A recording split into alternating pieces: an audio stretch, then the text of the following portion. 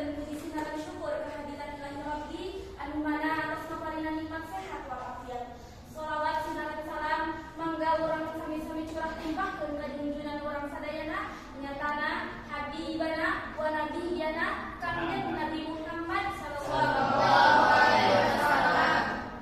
Dina waktos ieu abdi bade ngadugikeun pidato anu judulna agama pikeun pondasi kahirupan anu harmonis jeung sejahtera.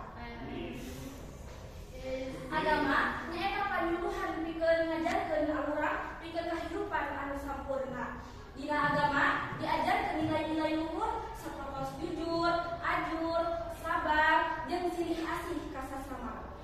Di dunia ieu seueur agama anu beda-beda, tapi tujuan utamana sami, nyaeta pikeun ngajantenkeun kahirupan anu leres jeung kahirupan anu sejahtera.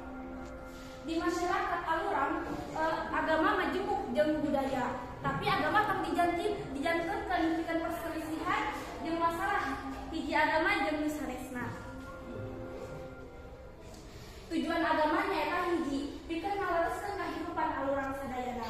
Kukituna tong ngajantenkeun agama pikeun perselisihan, ngabalubarkeun konflik, ngadiskriminasi jalma anu sanes, oge ngapecah belahkeun hiji agama